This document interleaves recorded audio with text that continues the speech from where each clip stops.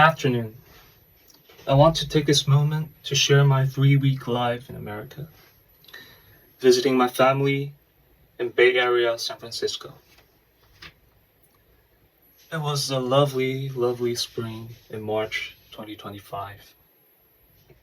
It was a lovely trip. And first of all, I want to introduce my family members to you. The first one is my grandma.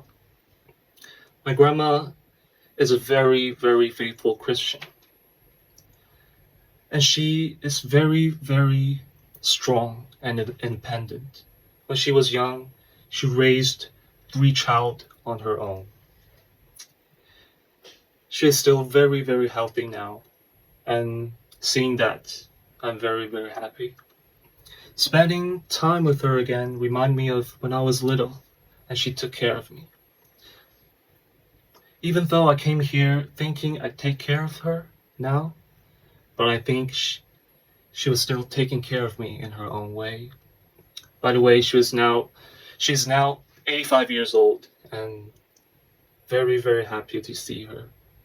Just walk very fast as when she was young. And then it's my aunt. My aunt is a very kind and generous person. She is a piano teacher, teaching in her own house. She always gives so much to us without expecting anything in return. She works so hard every day, teaching piano, but yet she still made time for us, brought us so many, many things to children like us, even though I'm not a child anymore. And she even covered my trip here. I don't take any of that for granted. I feel her love in everything she does. I'm truly lucky to have her in my life. And the last one is my uncle. My aunt's husband. She's very, very lucky to have such a funny husband. He is the most mischievous guy I've ever met. Every day he brought laughter into our house. Whether it was teasing grandma, bargaining for snacks, or making up funny tasks for me. I remember that after a few days I arrived. When I look at those snacks I bought here and start wondering, it's getting less and less. I told Auntie about it. She was just beside me. She took a count very quickly, and then she felt something wrong. She immediately yelled upstairs and ran to his room and blamed him for stealing one of those snacks. It was a really, really funny moment. My uncle is also a very, very generous guy. He took me to so many places. One of the places that left the deepest impression on me is the Filali Garden. It was a magical moment. Walking through that grand house, I really felt that I had traveled back in time, as if I could see the life of people who once lived there. It was one of those beautiful places that makes you stop and admire, appreciate the beauty around you. There was a few highlights that I want to share with you during this 3 weeks. I went to San Francisco downtown many, many times, just by myself. The city was very, very beautiful. Every street, every building has its own character. Riding on an electric bike downhill toward the coast was one of the most freeing moments that I ever had. The wind on my face, the city around me, it felt like for a moment, all my worries disappeared.